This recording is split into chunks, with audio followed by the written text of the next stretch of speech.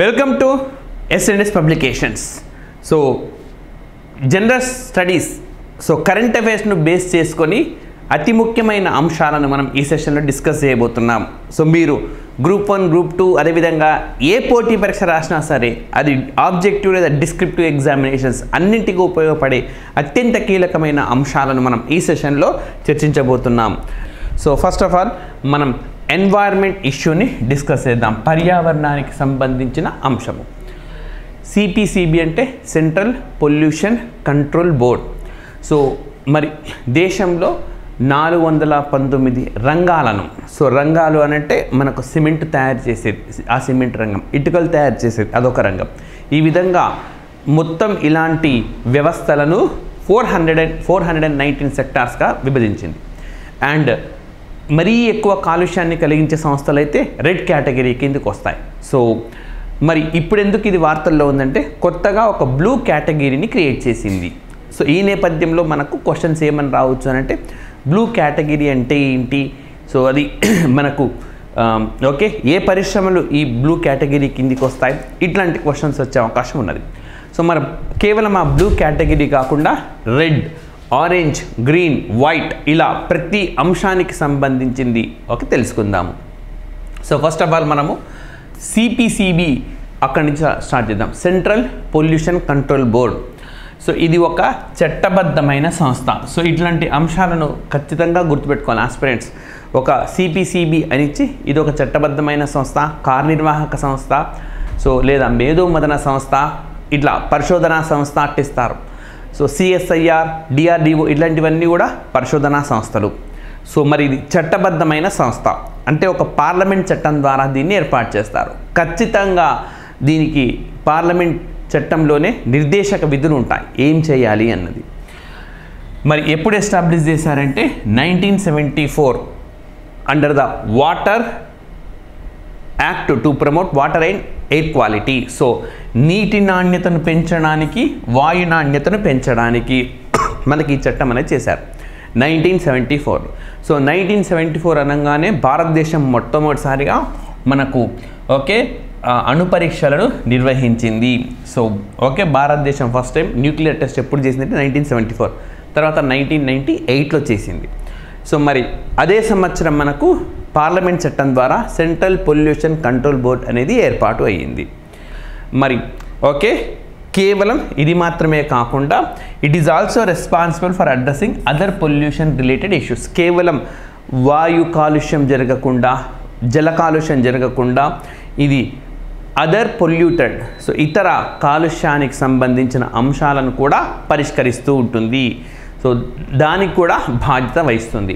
So ఇది CPCB. ఎందుకు ఇప్పుడు వార్తల్లో ఉంది? కొత్తగా ఒక బ్లూ కేటగిరీని క్రియేట్ చేసింది. ఆల్రెడీ ఏమేమి ఉన్నాయి? రెడ్ ఉంది, ఆరెంజ్ ఉంది, గ్రీన్ ఉంది, వైట్ ఉంది, బ్లూ ఉన్నది, రైట్. మరి బ్లూ కేటగిరీ కొత్త క్రియేట్ చేసింది కాబట్టి దీన్ని ఫోకస్ చేద్దాం. మరి ప్రతిదీ కూడా ఎందులో ఏమేమి ఉన్నాయో కూడా మనం డిస్కస్ చేద్దాం. First of all blue category under essential environmental services for management waste generated from domestic and household activities. నేరుగా ఇది అడుగుతారు క్వశ్చన్. ఇళ్ల నుంచి వచ్చే వ్యర్థాలను ప్రస్తుతం ఏ కేటగిరీగా మార్చినారు, రైట్. గృహాల నుంచి వ్యర్థాలు వస్తున్నాయి కదా, వాటన్నిటిని కూడా బ్లూ కేటగిరీ కిందికి తీసుకొని వచ్చినారు. సో మరి వీటిని ఎసెన్షియల్ ఎన్వైర్న్మెంటల్ సర్వీసెస్, సో అత్యవసర పర్యావరణ సేవల విభాగం కిందికి కూడా తీసుకొచ్చారు. ఇప్పుడు క్వశ్చన్ ఏంటి మళ్ళీ, అత్యవసర పర్యావరణ సేవలు అంటే ఏంటి? Okay these facilities which are essential to control, abate and mitigate pollution generated from domestic and industrial activities. So ఖచ్చితంగా వీటిని మనము ఓకే ఈ కాలుష్య సమస్యను ఖచ్చితంగా వేగంగా పరిష్కరించాలి. ఎసెన్షియల్ అన్నమాట. నాన్ ఎసెన్షియల్ అనుకోండి కాస్త తాత్సారమైనా సరే పర్వాలేదు, కానీ బట్ ఎసెన్షియల్ ఎన్వైర్న్మెంటల్ సర్వీసెస్ను అతివేగంగా మనం పరిష్కరించాల్సి ఉంటుంది. ఇప్పుడు మనకు రాబోయే క్వశ్చన్ ఎట్లా ఉంటుందంటే which of the following is true? Recently domestic and household activities were added to essential environmental service అంటే అత్యవసర పర్యావరణ సేవలు. Next under blue category both none అట్లిస్తాడు. సో రెండు కూడా సరైనవి, బ్లూ కేటగిరీలో చేర్చినారు. లేదా క్వశ్చన్ ఎలా రావచ్చు, బ్లూ కేటగిరీ అనేది అసలు దేనికి సంబంధించింది అని అంటే ఎసెన్షియల్ ఎన్వైరన్మెంట్ సర్వీసెస్లో భాగంగా domestic householder environment issue activities చేర్చింది, రైట్. మరి ఓకే, కంప్రెస్డ్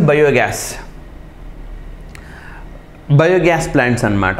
ఓకే, జీవ వాయు ప్లాంట్స్ ఇవి. CBG plants based on various feedstock like municipal solid waste.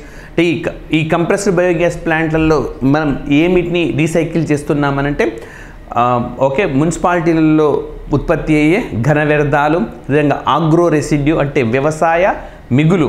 So వ్యవసాయ మిగులు అని అంటే మనం వినియోగించుకోగా మిగిలిందని కాదు, వ్యవసాయంలో మనకు అవశిష్టం అన్నమాట, మనం వినియోగించనిది, వాటిని ఉపయోగించుకొని మనకు మిథనాల్ తయారు చేయడం ఇలా చేస్తున్నారు కదా. So agri residue, energy crops, grass weeds having littering potentially may be consider under blue category. So వీటన్నిటిని కూడా బయోగ్యాస్ ప్లాంట్లలో మనం వేటినైతే ఉపయోగిస్తున్నామో వాటిని కూడా బ్లూ కేటగిరీ కిందికి తీసుకొని వచ్చినారు. So CBG plants based on industrial or process waste will continue to be in red category. అయితే ఇక్కడ చూడండి, సిబిజీ ప్లాంట్ బేస్డ్ ఆన్ పారిశ్రామిక వ్యర్థాలు, ఓకే, పరిశ్రమలలో ఉత్పత్తి అయ్యే వ్యర్థాలను మాత్రం ఇంకా రెడ్ కేటగిరీలో ఉంచినారు. కానీ ఇళ్ల నుంచి వచ్చే ఘన వ్యర్థాలు అండ్ నెక్స్ట్ వ్యవసాయంలో అవశిష్ట ఓకే వ్యవస్థలు, వాటన్నిటిని మాత్రం బ్లూ కేటగిరీ కింద తెచ్చారు. సో ఇప్పుడు క్వశ్చన్ మనకేంటి, బ్లూ కేటగిరీలో మనకి ఏమేమి ఉంటాయి? సో ఇళ్ల నుంచి డొమెస్టిక్ నుంచి వచ్చే అంత వేస్ట్ ఉంటుంది అండ్ నెక్స్ట్ ఓకే బయోగ్యాస్ ప్లాంట్లలో ఇళ్ల నుంచి వచ్చేవి వినియోగించేవన్నీ, అదేవిధంగా అగ్రో రెసిడ్యూ, ఇవన్నీ కూడా మనకు బ్లూ కేటగిరీ కిందికి వస్తాయి.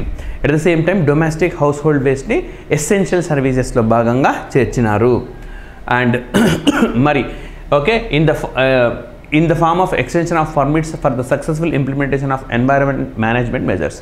సో ఏ స్థానిక సంస్థల్లో అయితే వీటిని తూచా తప్పకుండా పాటిస్తారో వాళ్లకు ప్రోత్సాహకాలు ఇవ్వాలని చెప్పి కూడా సిపిసిబి నిర్ణయించింది, రైట్. సో ఇది మనకు అంశం. ఇక్కడ దాకా మనకు కరెంట్ ఇష్యూ అన్నమాట. అండ్ నెక్స్ట్ వచ్చేసి మనకు రెడ్ అన్నం, ఎరుపు రంగులో ఉన్నవి, ఓకే, గ్రీన్, వైట్, ఇవన్నీ ఏ దాంట్లో ఏమేమి వస్తాయో చూద్దాం. So what are various categories and industries అని చూస్తే, రెడ్ మనకు పార్టికులేట్ మ్యాటర్ అన్నమాట, అంటే ఎక్కువగా ఏది కాలుష్యాన్ని కలిగిస్తుందో దాన్ని రెడ్ కేటగిరీ కింద తెచ్చారు. రెడ్ అంటేనే తెలిసి కదా మనకు కొంచెం డేంజర్ అన్నమాట ఇవి. సో ఎక్కడైతే మోర్ దాన్ 80 ఉంటుందో వీటి యూనిట్స్, వాటిని రెడ్ కేటగిరీ కిందికి అనమాట. సో ఇవి అత్యంత ప్రమాదకరమైనవి. ఇక్కడ సిపిసిబి ఎప్పుడు నిఘా పెడుతూ ఉంటుంది, ఆ లెవెల్స్ అనేవి పెరగకుండా జాగ్రత్త వహిస్తూ ఉంటుంది. So for example cement manufacturing of automobiles, distilleries, so ఇట్లాంటి వాటిల్లో బాగా మనకి పొల్యూషన్ అనేది ఉంటుంది, రైట్. సో ఇది ఒకటి. నెక్స్ట్ వచ్చేసి మనకు orange, red, orange, green, white, ఇప్పుడు కొత్తగా బ్లూ. సో మరి ఆరెంజ్ వస్తే రెడ్ ఏమో మోర్ దాన్ 80, ఆరెంజ్ ఏమో బిట్వీన్ 55 to 80, అంటే వాటికంటే కాస్త తక్కువ అనమాట. సో బ్రిక్ మ్యానుఫ్యాక్చరింగ్ అంటే ఓకే ఇటుకల తయారీ, డ్రై సెల్ బ్యాటరీస్, ఓకే వాటిని, అండ్ కోల్ వాషరీస్ అంటే బొగ్గును క్లీన్ చేసేందుకు ఉపయోగించే వ్యవస్థలు. ఈ మూడు మనకు 55 to 80 కేటగిరీలో పడ్డాయి. నెక్స్ట్ వచ్చేసి green. So first more than 80, తర్వాత 55 to 80, గ్రీన్ వచ్చేసరికి 25 to 50. రీజనబుల్గా ఇవి ఓకే పర్యావరణానికి పెద్దగా హాని కలిగించవు. సో కాంపాక్ట్ డిస్క్ కంప్యూటర్లు తయారు చేసేవి, చిల్లింగ్ ప్లాంట్స్, ఇట్లాంటివన్నీ కూడా మనకు గ్రీన్ కేటగిరీ కిందికి వస్తాయి. వీటిని తేలిగ్గా ఇక్కడ ఉత్పత్తి అయ్యే కాలుష్యాన్ని తేలిగ్గా పరిష్కరించవచ్చు. పైకి వెళ్ళే కొద్దీ మనకు కష్టమవుతుంది. సో అక్కడ నిఘా ఎక్కువ ఉంటుంది. వైట్ లెస్ దాన్ 25 అనమాట, ఇంకా చాలా చాలా తక్కువ.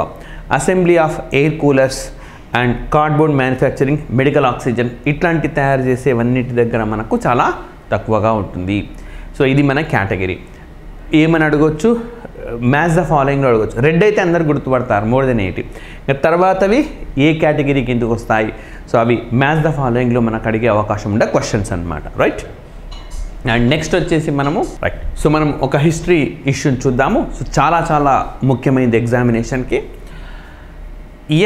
సిఎస్ నాయర్, సో ఈయన సేవలను భారత ప్రధానమంత్రి నరేంద్ర మోడీ ప్రశంసించినారు, రైట్. సో ఎందుకు అని అంటే ఈయన 106 బర్త్ యానివర్సరీ అనమాట. సో 106వ జయంతి సందర్భంగా సో సిఎస్ నాయర్ చేసిన సేవలను ప్రశంసించినారు.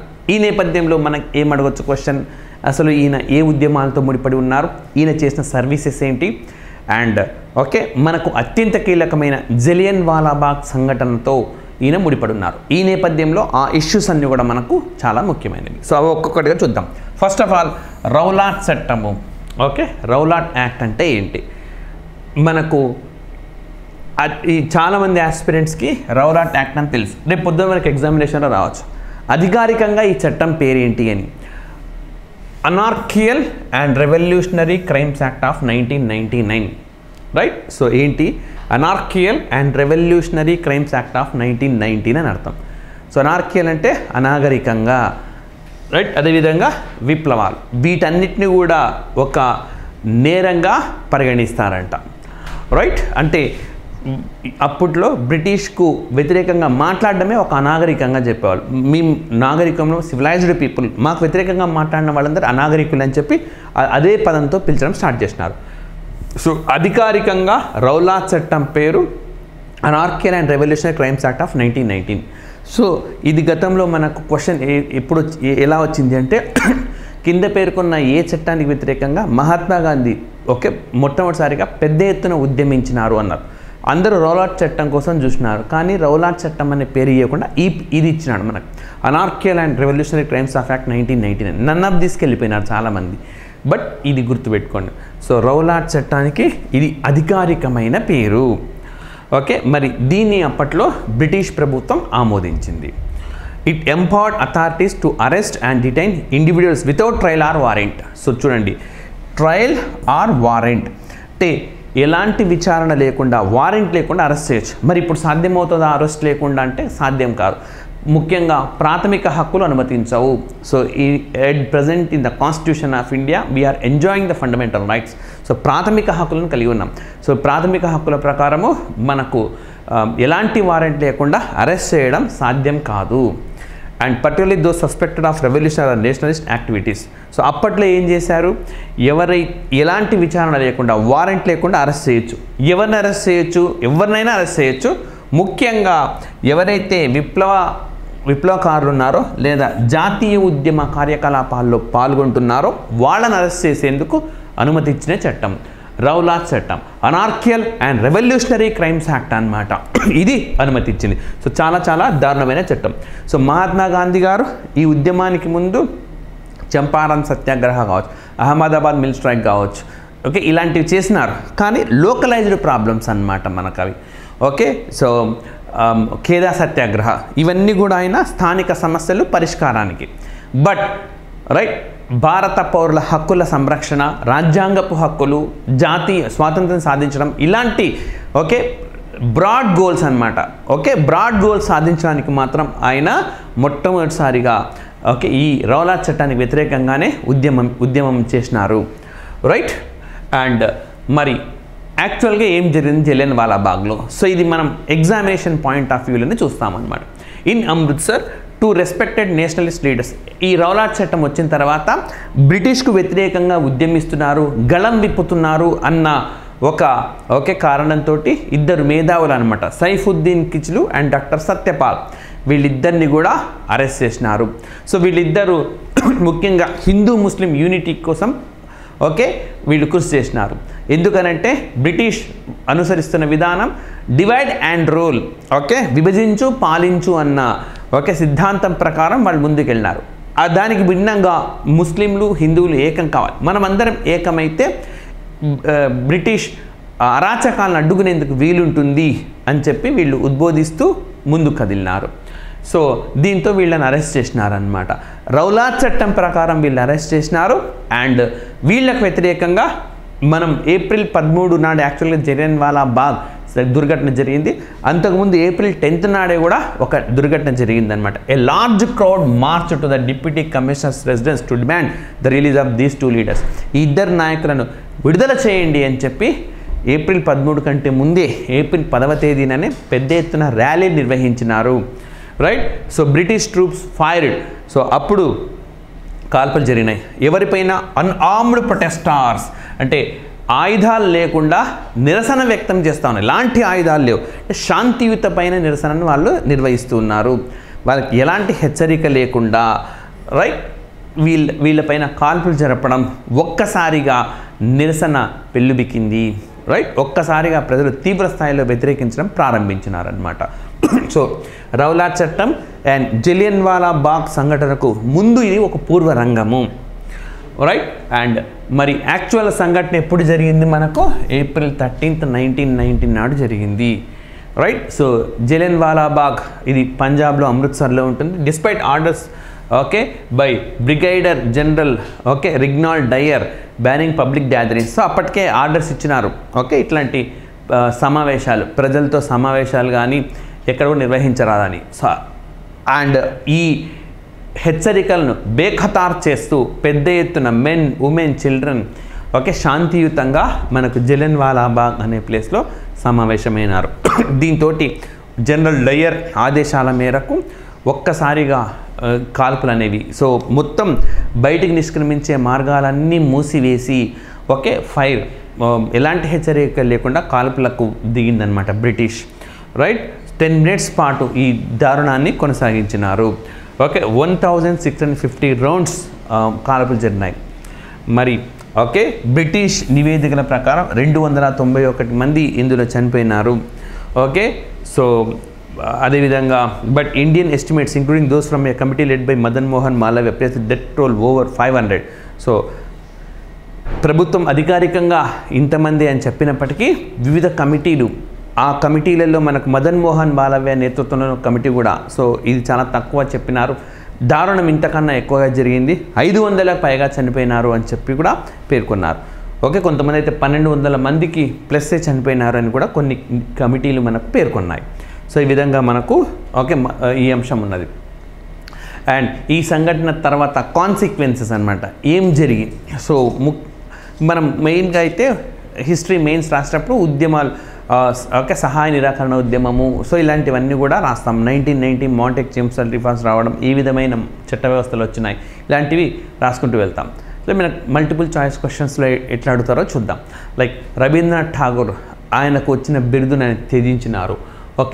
నైట్హుడ్ అనమాట, సర్ రవీంద్రనాథ్ ఠాగూర్ అంటారు కదా. సో ఆయన రైట్ ఈ దుర్ఘటన తర్వాత తనకు బ్రిటిష్ వాళ్ళు ఇచ్చిన బిరుదుని తిరస్కరించినారు.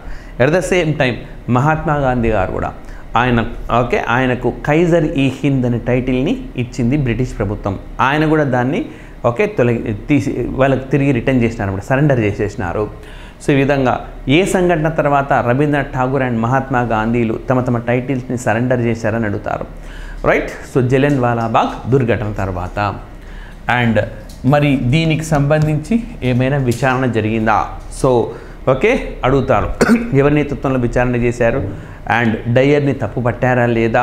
సో ఇట్లాంటి క్వశ్చన్స్ మనకు ఖచ్చితంగా వస్తాయి. So British government established the disorders enquiry committee to investigate the incident. Hunter commission మనకు 1881, 82లో మరొక హంటర్ కమిషన్ ఉన్నది, అది విద్యా వ్యవస్థకు సంబంధించింది, చాలా మంచి సూచనలు చేసింది. దీన్ని కన్ఫ్యూజన్ కావద్దు.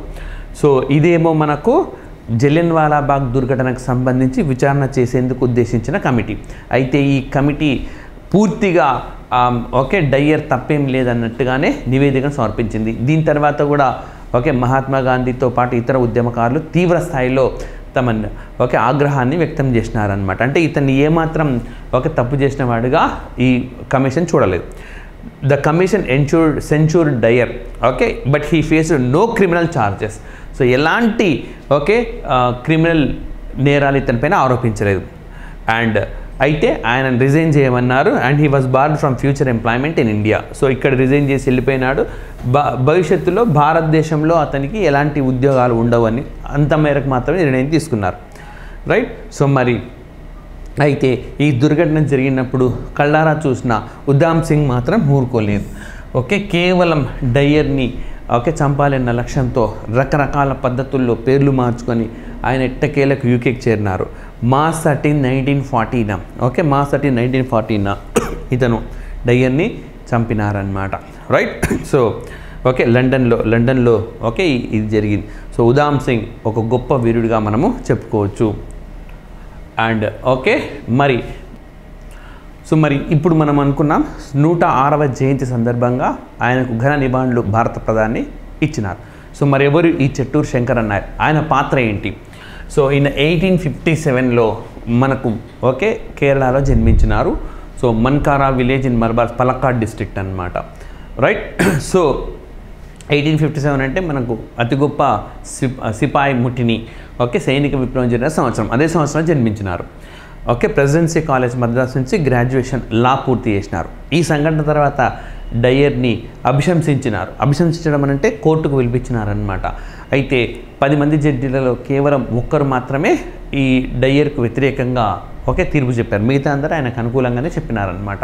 అంటే బ్రిటిష్ ఇన్ఫ్లుయెన్స్ ఉంది. ఆ విధంగా సూ అంటారు కదా, ఆయనను రప్పించినారు, సూ చేశారనమాట. మరి నాయర్ కంట్రిబ్యూషన్ ఇంకా ఏమేమి ఉంది అని అంటే, ఈయన అతి పిన్న వయసులోనే యంగెస్ట్ ప్రెసిడెంట్ అయినారు ఐఎన్సీకి. అయితే ఇక్కడ మీరు ఓకే ఇతను 30వ ఏటనే 1897 పుట్టింది ఎప్పుడు 1857లో, తన 40వ ఏటనే ఓకే అంటే 57 అంటే 67, 77, 87, 90 40వ ఏటనే ఐఎన్సీ ప్రెసిడెంట్ అయినాడు. మనకు మౌలానా అబుల్ కలాం ఆజాద్ గారు వచ్చే వరకు ఆ రికార్డ్ ఆయన పేరిటే ఉన్నది. అయితే మౌలానా అబుల్ కలాం ఆజాద్ గారు ఎట్ ద ఏజ్ ఆఫ్ 35 ఐఎన్సీకి ప్రెసిడెంట్ అయిపోయినారు. ఆ తర్వాత రికార్డ్ బ్రేక్ అయింది, రైట్. కానీ ఆయన వచ్చే వరకు కూడా అతి పిన్న వయసులోనే ఈయన ఓకే ఐఎన్సీకి నేతృత్వం వహించినాడు. సో గుర్తుపెట్టుకోండి ఓకే. మౌలానా అబుల్ కలాం ఆజాద్ పదవి స్వీకరించే ముందు వరకు కూడా అతి పిన్న వయసులో ఐఎన్సీ ప్రెసిడెంట్ ఎవరనంటే మనకు చెట్టూర్ శంకరన్ నాయర్గా చెప్పుకోవచ్చు. అండ్ నెక్స్ట్ మనకి ఓకే మాంటెగ్యూ చేమ్స్ఫోర్డ్ రిఫార్మ్స్లో ఈయన కీలక పాత్ర పోషించినారు. సో ఈ played and essential role in expanding provisions of Montagu Chelmsford reforms. So దీని ద్వారానే మొట్టమొదటిసారిగా మనకు డయార్కీ అనేది ఓకే వచ్చింది సో ప్రావిన్సెస్లో. సో దానికి ఈయనే అత్యంత కీలక పాత్రను పోషించినాడు అనమాట. అండ్ అదేవిధంగా ఎగ్జిక్యూటివ్ కౌన్సిల్ నుంచి రిజైన్ చేసినాడు. Okay CS Nair served as a education minister. Executive అంటేనే కదా మంత్రులు. ఓకే ఈ వైస్రాయ్ ఎగ్జిక్యూటివ్ కౌన్సిల్లో ఆయన ఒక్కడే ఉండేవాడు అప్పుడు ఓకే ఎడ్యుకేషన్ మినిస్టర్గా. Okay he resigned after Jallianwala Bagh massacre. Okay Jallianwala Bagh తర్వాత మనకు ఆయన తన పదవికి రాజీనామా చేసినారనమాట. సో మనకు చాలా ఇంపార్టెంట్ క్వశ్చన్ ఎలా అడుగుతారంటే, జలియన్వాలాబాగ్ దుర్ఘటన తర్వాత మనకు executive council viceroy executive council నుంచి రాజీనామా చేసిన వ్యక్తి ఎవరు అని చెప్పి. ఓకే సో మరి ఇక్కడ ఎగ్జిక్యూటివ్ కౌన్సిల్ భారతదేశం నుంచి ఎగ్జిక్యూటివ్ కౌన్సిల్లో చేరిన తొలి వ్యక్తి ఎవరు అంటే మాత్రం ఎస్పి సిన్హా, సత్యేంద్ర ప్రసాద్ సిన్హా, రైట్. ఈ సత్యేంద్ర ప్రసాద్ సిన్హా భారతదేశం నుంచి గవర్నర్ అయిన తొలి వ్యక్తిగా కూడా చెప్తారు. మరి ఓకే వైస్రాయ్ ఎగ్జిక్యూటివ్ జలియన్వాలాబాగ్ తర్వాత వైస్రాయ్ ఎగ్జిక్యూటివ్ కౌన్సిల్ నుంచి రాజీనామా చేసింది ఎవరంటే సిఎస్ నాయర్ రాజీనామా చేసినారు, రైట్. సో అది బాగా ఇంపార్టెంట్. నెక్స్ట్ మరొక ఇష్యూ మనం డిస్కస్ చేద్దాం. మనకు MGNREGA Mahatma Gandhi national rural employment guarantee యాక్ట్కి సంబంధించి ఒక నివేదిక అనేది విడుదలైంది. ఓకే సో మరి ఇది ఒక పార్లమెంటరీ కమిటీ ఓకే పలు అంశాలను స్పష్టంగా పేర్కొంది. ఏంటి ఓకే ఈ కమిటీ పేర్కొన్న అంశాలు ఏంటి అని అంటే, so total pending liabilities are 23,446.27 crore, సుమారుగా 23,400 కోట్లు అని రాయండి పర్వాలేదు. అంటే ఇది గ్రూప్ 1 మెయిన్స్ రాసినప్పుడు ఉపయోగపడేది. ఎట్ ద సేమ్ టైం మనకు ఓకే MGNREGA చట్టం బ్యాక్గ్రౌండ్ అవన్నీ కూడా మనకు ప్రిలిమ్స్ మల్టిపుల్ చాయిస్ ఎగ్జామ్స్ అడుగుతారు. సుమారుగా 23,446 కోట్ల మేర ఇంకా చెల్లించాల్సి ఉంది. అంటే శ్రామికులకు వెళ్ళాల్సిన అమౌంట్ అనమాట, వేగంగా వెళ్ళడం లేదు అన్నది ఇక్కడ చెప్తా ఉన్నది. It accounts for 27.26% of the current budget. అంటే మొత్తం 100 రూపాయలు చెల్లించాలి, ఇంకా 27 రూపాయలు బాకీ ఉన్నాయి. సో అంటే శ్రామికులకు వెళ్ళాల్సిన అమౌంట్ వెళ్ళలేదు. సో వెళ్తే కదా వాళ్ళ జీవనం కొనసాగేది. సో పని చేసినారు, ఇంకా వేతనం అందడం లేదు. సో అండ్ దీంతో పాటు అంటే పెండెన్స్ మనకు ఎక్కువగా నిధులను అంటే శ్రామికులకు రావాల్సిన అమౌంట్ వేగంగా వెళ్ళడం లేదు, అదొక పాయింట్ని పరిశీలించింది. రెండో పాయింట్ జాబ్ కార్డ్స్ డిలీట్ చేసింది. అంటే అది అర్హుడే అతను, కానీ అతను జాబ్ కార్డ్స్ తొలగించినారు. దీనిపైన ఒక చర్య తీసుకోవాలన్నమాట. అర్హులకు ఖచ్చితంగా ఈ ఉద్యోగం దక్కేలా చూడాలి. Around 50.31 lakh job cards were deleted in 2021 due to minor spelling errors or Aadhaar mismatches, right. చిన్న చిన్నవి క్లరికల్ మిస్టేక్స్ అన్నమాట ఇవి. అర్హులే వాళ్ళందరూ, కానీ క్లర్కల్ మిస్టేక్స్ అనమాట, స్పెల్లింగ్ తప్పుల వల్ల, ఆధార్ మిస్ మ్యాచ్ వల్ల వాళ్లకు ఈ ఉద్యోగాలను కోల్పోయినారన్నమాట. ఒకరు కాదు, ఇద్దరు కాదు, 50 లక్షల మంది ఉన్నారు సుమారుగా. Next wage issues, right. మరి ఈ వేతనాలు అన్నవి మనకు ద్రవ్యోల్బణంతో ముడిపడలేవు. సో ఎప్పుడో బేస్ ఇయర్ 2011 తీసుకుని ఉన్నారు, 2009-10 నిర్ణయించినారు. ఓకే, సో ఇప్పుడు పెరుగుతున్న ధరలకు ఇవి ఎంత మాత్రం గిట్టుబాటు కావు, రైట్. ఇప్పుడు తెలుగు రాష్ట్రాలు తీసుకుంటే రోజుకు 307 రూపాయలు, అంటే 30 రోజులు పని ఉంటే ఓకే, 30 రోజులు పని ఉంటే వాళ్ళకు ఒక నెలలో మహా అంటే వచ్చేది 9,000 రూపాయలు. సో 9,000 రూపాయలతోటి ఈరోజు కుటుంబ జీవనం అన్నది సాధ్యమయ్యే పనిలా లేదు, రైట్. సో మొత్తం అంతా కల్పించేది 300 రోజులు, 100 రోజులు. సో మినిమంగా 307 × 100 రోజులు, సంవత్సరం అంతా కష్టపడితే వాళ్ళకు సంవత్సరం ఆదాయం, ఇది రెంట్ కట్టుకోవాలి, okay, food, education, medical expenses ఇన్ని ఉంటాయి అన్నమాట. కాబట్టి ఓకే, ఈ వేజెస్ అనేవి కరెంట్ ఇన్ఫ్లేషన్ ట్రెండ్ని రిఫ్లెక్ట్ కావడం లేదు అని చెప్పారు. అదేవిధంగా సామాజిక తనిఖీ, సోషల్ ఆడిట్ ఏదైతే ఉన్నదో అది ఓకే క్రమం తప్పకుండా చేయాలి, కానీ జరగడం లేదు. దీంతో అక్రమాలు అనేవి జరుగుతూ ఉన్నాయి. అరౌండ్ 67% ఆఫ్ ప్లానెడ్ గ్రామ పంచాయత్స్ వర్ ఆడిటెడ్ ఇన్ 2024-25. ఓకే, సో మొత్తం 67% మాత్రమే ఆడిటింగ్ జరిగాయి. 100% ఆడిటింగ్ జరగాలి, రైట్. సో మనకేమని అడుగుతారు, పార్లమెంటరీ కమిటీ ఇచ్చిన నివేదిక ప్రకారము MGNREGAలో కింది వారిలో సమస్యలు ఏమేమి ఉంటాయి, ఏమేమి లేవు అట్ అంటాడు. ఏమేమి సమస్యలు ఉన్నాయి, ఓకే, వేజ్ ఒక సమస్యగా ఉన్నది, జాబ్ కార్డుల తొలగింపు ఒక సమస్యగా ఉన్నది, అండ్ ఓకే ద్రవ్యోల్బణంతో అనుసంధానం కాలేదు అదొక సమస్యగా ఉన్నది. ఇట్లాంటివన్నీ కూడా రాయాలి. అండ్ నెక్స్ట్ మరి కమిటీ ఏం చెప్పింది, ఓకే, సమస్యలను గుర్తించింది కదా, సమస్యలను పరిష్కరించమని చెప్తుంది. ఏమని చెప్తుంది, independent and transparent survey across the country to gain valuable high insights about the programme shortcoming. So okay, మేము ఇవి గుర్తించినాము. ఇవి మాత్రమే కాకుండా దేశవ్యాప్తంగా ప్రత్యక్షంగా ఎక్కడైతే ఈ పనులు జరుగుతున్నాయో అక్కడికి వెళ్ళి వీటిని గుర్తించాలి, సమస్యలను గుర్తించాలి. Increase in compensation, right. So current compensation rate for delayed wages, so బాగా వేతనం లేట్ అయితే వాళ్ళకు కాంపెన్సేషన్ 0.05% ఇస్తున్నారన్నమాట. ఓకే, దీన్ని పెంచాలి, ఓకే, సమయానికన్నా ఇవ్వండి లేదా కాంపెన్సేషన్ అన్నా పెంచండి అని చెప్పి రికమెండ్ చేసింది. And Aadhaar implementation, Aadhaar based payment system can remain optional and alternative payment, అంటే ఆధారంగా చేసుకొని చెల్లింపులు చేయండి, కానీ కేవలం ఇదొక్క పద్ధతి మాత్రమే కాదు, ప్రత్యామ్నాయంగా ఇంకోటి కూడా ఉండాలి. సో ఎందుకనంటే ఆధార్ మిస్ మ్యాచెస్ వల్ల, క్లరికల్ ఎర్రర్స్ వల్ల ఇబ్బంది కలగకుండా ఆధార్ను ఒక క్రైటీరియా, ఎవరైతే ఆధార్ రిజిస్ట్రేషన్ ఉన్నారో సక్రమంగా ఉందో వచ్చేస్తాయి. పని చేసినా కూడా ఆధార్తో లింక్ అవ్వట్లేకుంటే ఆ కారణం చూపి వాళ్ళకు ఆపకండి, ప్రత్యామ్నాయ మార్గాన్ని అనుసరించాలి అని చెప్పి మనకి ఈ కమిటీ సూచించింది. నెక్స్ట్ స్ట్రెంథనింగ్ సోషల్ ఆడిట్, సామాజిక తనిఖీ మరింతగా బలోపేతం చేయాలి. Social audit calendar should be introduced by the department of rural development to ensure regular audits. Okay, ఇందుకోసం ప్రత్యేకంగా గ్రామీణ అభివృద్ధి శాఖ వాళ్ళు చర్య తీసుకోవాలి. సో ఈ విధంగా ఓకే ఈ అంశాన్ని కూడా ప్రస్తావించినారు. అండ్ నెక్స్ట్ మనం ఓకే మరొక జాగ్రఫికల్ ఇష్యూ చూద్దాము. సో చాలా ఇంపార్టెంట్ ఇది కూడా.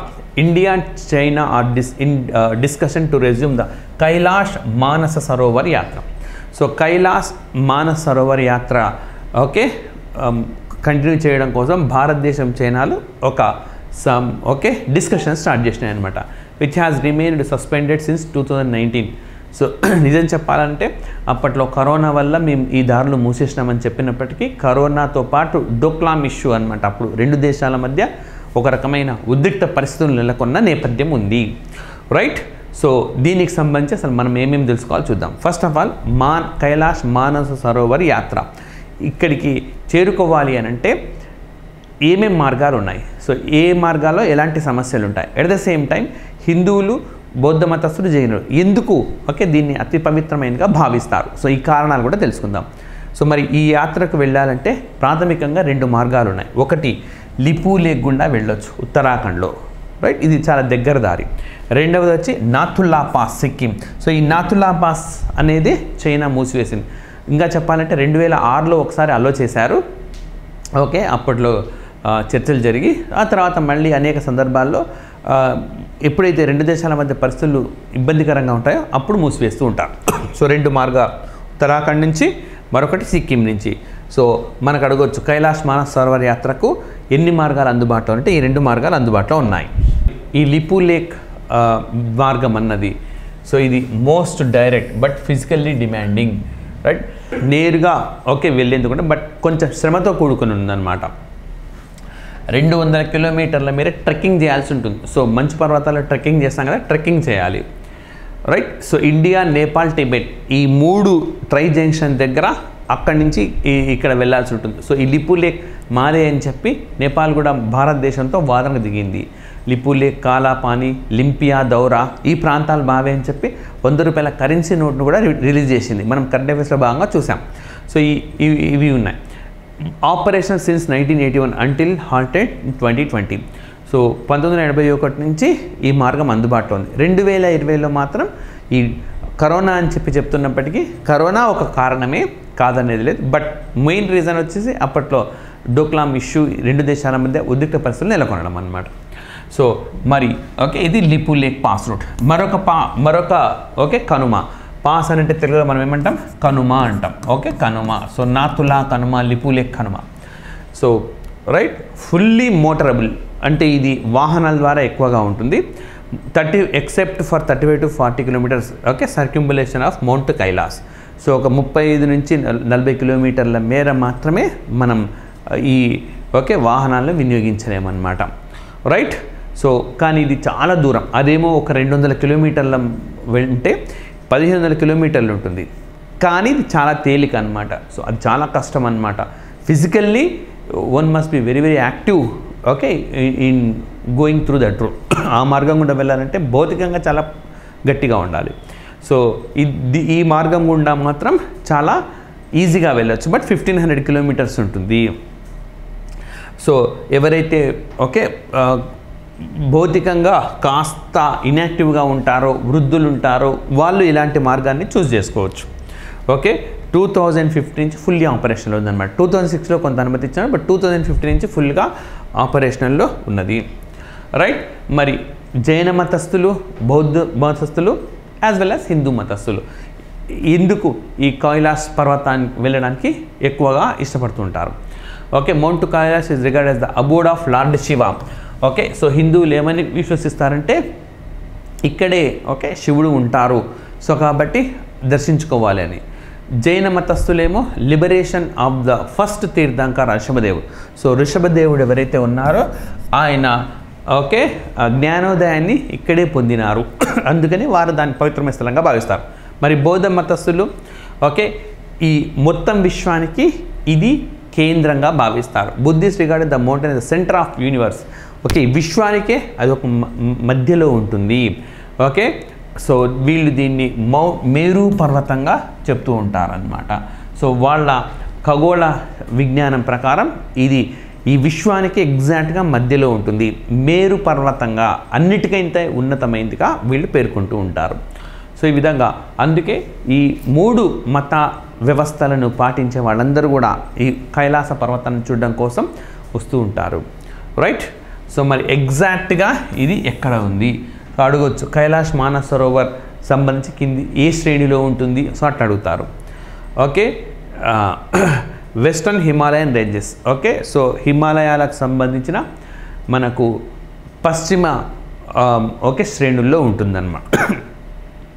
అండ్ ఇది ఎగ్జాక్ట్గా ఉండే ప్లేస్ టిబెట్కి సంబంధించిన ఈ స్వయం పాలన ప్రాంతం అనమాట, ఆటోనమస్ రీజియన్లో ఉంటుంది. సో మరి ఇక్కడికి ఓకే ఈ భక్తి యాత్ర తీర్థయాత్రలో భాగంగా మౌంట్ కైలాష్కి వెళ్తారు, కైలాష్ రేంజ్లో ఉంటుంది. అదేవిధంగా మానస సరోవర్ లేక్ని కూడా చూస్తారు. ఓకే సో ప్రపంచంలోనే అత్యంత ఎత్తులో ఉన్న ఫ్రెష్ వాటర్ లేక్ అన్నమాట.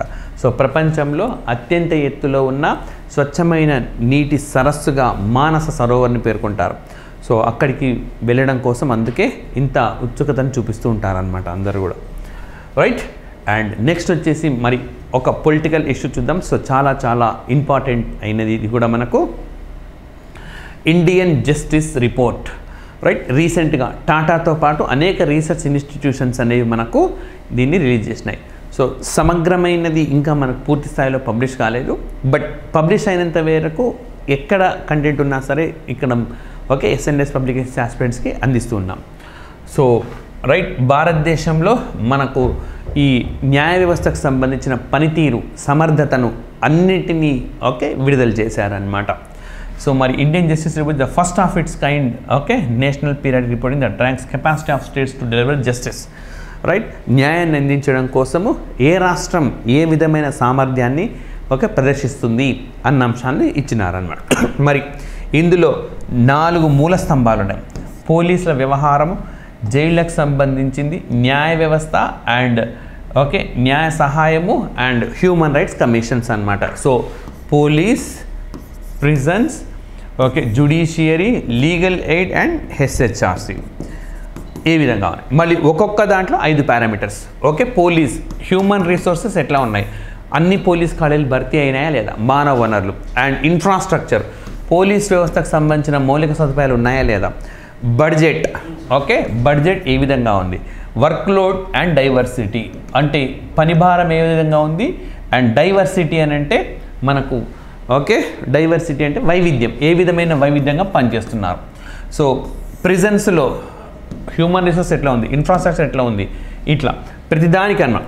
ఓకే ప్రతిదానికి చూస్తారు. అయితే మనకు ఇక్కడికి సంబంధించిన పూర్తి సమాచారం ఎక్కడ కూడా పబ్లిష్ అవ్వాల. రిపోర్టు ఒరిజినల్ రిపోర్ట్లో మెల్లిమెల్లిగా వస్తుంటాయి. మనకు ఎంతవరకు అయితే సమాచారం అందుబాటులోకి వచ్చిందో దాన్ని చూద్దాం. Right, so first of all మరి ఇలా విభజించే ముందు అన్ని రాష్ట్రాలను ఒక గాడిన కాకుండా రాష్ట్రాలను విడదీసినారనమాట. సేమ్ అని 1 crore కంటే ఎక్కువ పాపులేషన్ ఉండే రాష్ట్రాలు, 1 crore కంటే తక్కువ పాపులేషన్ ఉండే రాష్ట్రాలు, more than 1 crore, less than 1 crore ఆ విధంగా రాష్ట్రాలను విడదీసినారు. ఓకే విడదీసి ర్యాంకింగ్స్ ఇచ్చినారు. సో ఫస్ట్ ఆఫ్ ఆల్ ఒక్కొక్క విభాగానికి వెళ్ళే ముందు ఓవరాల్ ర్యాంకింగ్ ఎట్లా ఉందో చూద్దాం. ఓవరాల్ ర్యాంకింగ్లో అగ్రస్థానంలో కర్ణాటక, ఆంధ్రప్రదేశ్, తెలంగాణలు ఉన్నాయన్నమాట. రైట్, 1 crore కంటే ఎక్కువ పాపులేషన్ ఉండే రాష్ట్రాల విభాగంలో అగ్రస్థానంలో కర్ణాటక, ఆంధ్రప్రదేశ్, తెలంగాణ ఉన్నాయి వీటిని అమలు చేయడంలో. అండ్ చిన్న రాష్ట్రాలు 1 crore కంటే తక్కువ పాపులేషన్ ఉండే రాష్ట్రాల్లో సిక్కిం ఓకే ఉన్నది. Bihar, Chhattisgarh and Odisha show the most improvement. అయితే ఓకే ఎక్కువగా ఓకే పర్ఫార్మెన్స్ బాగా చూపిన వాటిలో పురోగతి బాగా ఉన్న రాష్ట్రాల జాబితాలో బీహార్, ఛత్తీస్గఢ్, ఒడిశాలు అగ్రస్థానంలో ఉన్నాయి. ఓకే అండ్ మరి ఏమనుకున్నాం, పోలీస్, ప్రిజన్స్ అని అనుకున్నాం కదా. First of all police issue విషయంలో ఏం చెప్తున్నారు, India's police force faces major man power gaps అంటే ఓకే అవసరమైనంత మేర పోలీస్ నియామకాలు జరగడం లేదు. 28% ఆఫీసర్స్ షార్ట్ ఫాల్ అంటే ఉండాల్సిన వాళ్ళల్లో 280 మంది 28% తక్కువ ఉన్నారు. అంటే 100 మంది అవసరం అనుకోండి, 72 మంది నడిపిస్తున్నారు. లో ప్రెజెన్స్ ఓకే అంటే జనాభాకు తగ్గట్టుగా లేరు. 120 per lakh వర్సెస్ గ్లోబల్ నామ్ ఆఫ్ 222. రైట్, సో ప్రతి 222 ఓకే 222 మందికి ఒకరు ఉండాలి పోలీసు, బట్ మన దగ్గర 122 per lakh ఉన్నారు. Okay so sorry okay global నామ్ ఏంటంటే 222 మంది జనాభాకు ఒక పోలీస్ అని ఉండాలి. రైట్, సో కానీ మన దేశంలో 831 మందికి ఒక పోలీసు ఉంటున్నాడు. సో మరి నేరాలను అదుపు చేయాలంటే మ్యాన్ పవర్ తక్కువగా ఉన్నది. రైట్, మరి పోలీస్ ఇష్యూలో ఆ విషయం. ప్రిజన్ ఇష్యూలో ఓకే ఏం చెప్పింది, Indian prisons over crowded with 131% occupancy అంటే 100 మంది ఉన్న చోట 131 మంది ఉన్నారు. అంటే నేరాలు ఎక్కువ జరుగుతున్నాయంటే ఈ తీర్పులు వేగంగా రావడం లేదన్నమాట. And critical staff shortages 28% officers okay 44% correctional staff అంటే 20 మంది పోలీసులు తక్కువ ఉన్నారు. అండ్ ఆ తర్వాత అవసరమైన సిబ్బందిలో కరెక్షనల్ స్టాఫ్లో 44% అండ్ మెడికల్ స్టాఫ్ వచ్చిన వాళ్ళని వచ్చినట్టుగా వైద్య పరీక్షలు నిర్వహించాలి, అందులో కూడా మనకు సిబ్బంది కొరత ఉంది. దీంతో జడ్జిమెంట్లు కూడా లేటుగా వస్తున్నాయి. Tamil Nadu రిటేట్ top position in managing prisons. అయితే జైళ్ళ నిర్వహణలో అక్కడేమో కర్ణాటక ఉంటే ఇక్కడ జైళ్ళ నిర్వహణలో తమిళనాడు అగ్రస్థానంలో ఉంది. With increased budget allocation of 100% utilisation. Budget పెంచడంతో పాటు 100% వినియోగించుకుంటుంది. And next justice delivery okay న్యాయాన్ని అందించడంలో ఏ విధమైన పర్ఫార్మెన్స్ ఉంది. Okay there are around 21,000 judges. Right, మనకు 15 per million, 1 మిలియన్కి 15 మంది ఉన్నారనమాట. అయితే లా కమిషన్ అని చెప్పింది 50 మంది ఉండాలి. And high vacancies in high courts and district courts. So జిల్లా కోర్టులలో, హైకోర్టులలో ఓకే, విపరీతమైన మనకు మ్యాన్ పవర్ కొరత ఉన్నది. And next, per capita spending is just on ₹6 on legal aid. అంటే న్యాయ సహాయం అందించడానికి ఒక్కొక్కరికి కేవలం ₹6. సో ఈ రోజుల్లో టీ కూడా రాదు ₹6కి, అంత తక్కువ స్పెండింగ్ చేస్తూ ఉన్నారనమాట. And overall spending on the judiciary is ₹182 per person per year. ఒక్కొక్క వ్యక్తికి న్యాయాన్ని అందించడం కోసం ₹182 మాత్రమే ఖర్చు చేస్తున్నారు. With no state allocating over 1% of its budget on the judiciary. So మన న్యాయ వ్యవస్థ పైన ఏ రాష్ట్రం కూడా దేశంలో 1% కూడా వ్యయం చేయడం లేదు. సో ఓకే, ఇవన్నీ చెప్పినారు. మరి ఈ రిపోర్ట్ పేర్కొన్న ఇతర అంశాలు. So Karnataka is the only state that met Kotas in both police and judiciary and Bihar has the highest share of women in state police. So ఎక్కడి నుంచైనా బిట్ అడుగుతారు. కర్ణాటక ఈ పోలీస్ అండ్ అదేవిధంగా న్యాయ వ్యవస్థకు సంబంధించి మనకు అలొకేట్ చేసిన కోటాలన్నింటినీ సంపూర్తి చేసిన ఏకైక రాష్ట్రం కర్ణాటక అయితే, మనకు అత్యధికంగా మహిళా పోలీసులను నియమించిన రాష్ట్రాల జాబితాలో బీహార్ అగ్రస్థానంలో ఉంది. అండ్ చివరి స్థానంలో బెంగాల్ ఓకే చిట్ట చివరన ఉంది. దానిపైన ఉత్తరప్రదేశ్, ఉత్తరాఖండ్, జార్ఖండ్, రాజస్థాన్ రాష్ట్రాలు ఉన్నాయి. అదేవిధంగా 7 small states, Sikkim was the best performer while Goa was the laggard. So అంటే 1 కోటి కంటే తక్కువ జనాభా ఉండే రాష్ట్రాల్లో సిక్కిం అగ్రస్థానంలో ఉంటే చిట్ట చివరన గోవా ఉన్నది. అండ్ నెక్స్ట్, సో బాగా ఇంప్రూవ్ అవుతున్న states Telangana, which ranked 11th in the last survey. Okay, గత సర్వేలో 11వ స్థానంలో ఉంటే ప్రస్తుతం 3వ స్థానానికి వచ్చింది. సో ఇంప్రూవ్మెంట్ విషయంలో తెలంగాణ మంచి పర్ఫార్మెన్స్ చూపెట్టింది.